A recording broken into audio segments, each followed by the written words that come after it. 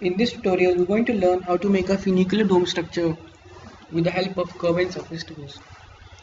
So I'll just delete it for now and go back to 4 viewports by double tapping on perspective.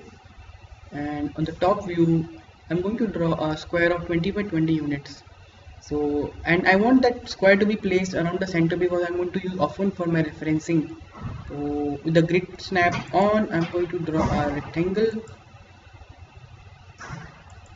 around the center, giving 10 units on either sides. So that completes my base shape. Now to draw a semicircle, you can go to arc toolbar here, and it has got many options. To draw an arc, I'm going to choose arc starts and radius, and with the grid snap on, we can pick up the start point of an arc, end point of an arc, but the orientation of the arc is still lying on the base plane, and we want the arc to be drawn vertically. So we can toggle it to the perpendicular viewport, but still I cannot choose the right orientation because the point I am trying to pick is on the plane sitting on the 0 coordinate. So I can fix that by switching on planar.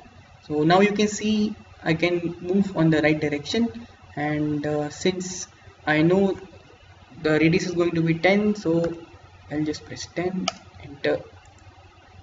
Right, now I want to copy this curve on all the 4 sides. So this time I'm going to use array polar, which I can find the transform toolbar, array, and I can just press polar. It is going to ask for objects to array. I'll select and then it will ask for the center for the polar array. Now since the center lies at the center of the grid, so I'll just click there, and I want to make 4 copies, and it is going to run from 0 degrees to 360.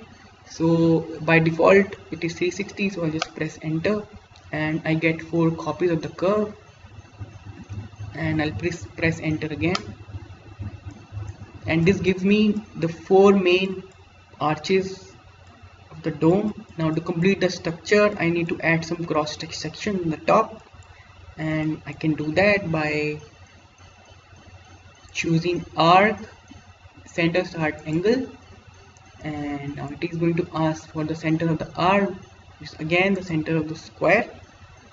And now I want to choose the midpoints of the semicircle, so this time I'm going to use OSNAP, and I'm going to check midpoints, and still I can only move on the base plane.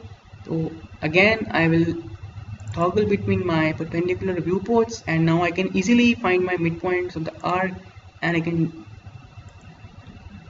draw my curve.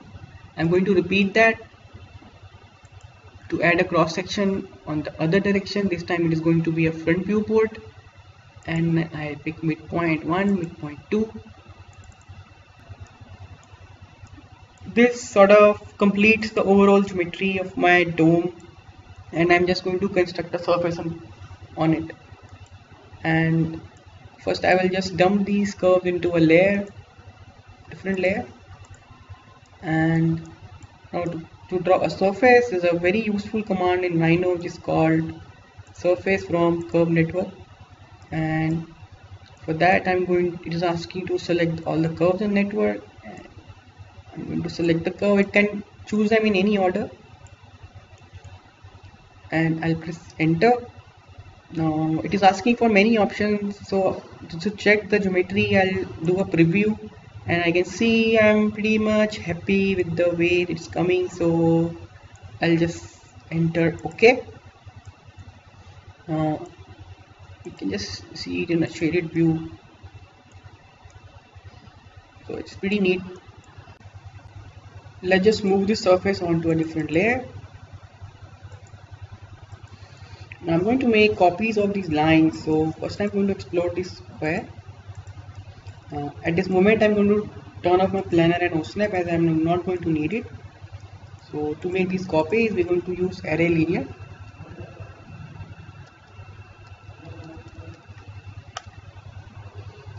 It is going to ask for objects to array,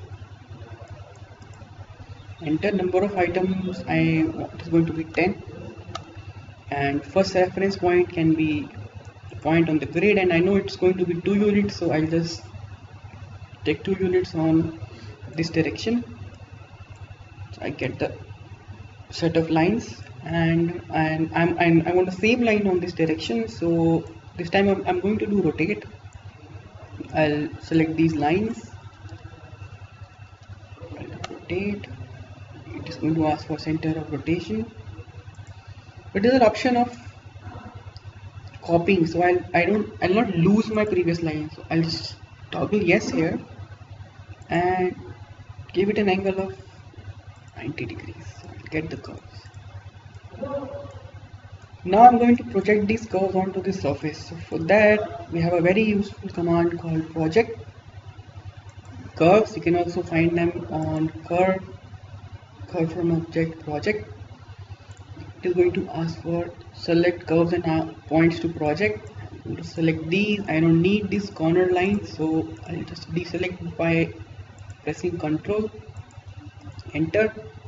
Then it will ask for the surface to project onto, and this is going to be my surface.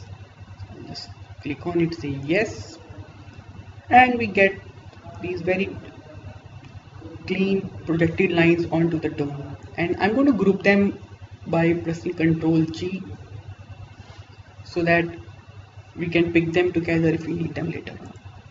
And I'll move these lines onto the curve layer itself.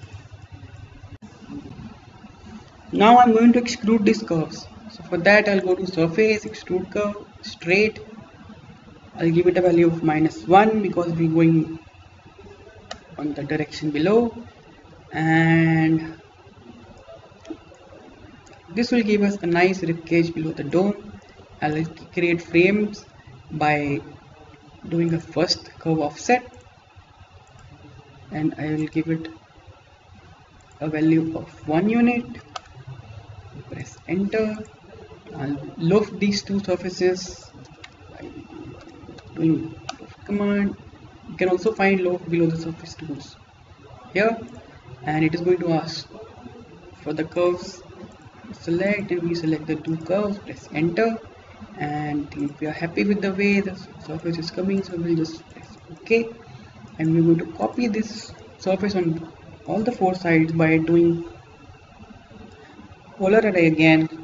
This time I'm going to write array polar, and we'll pick the center of the grid.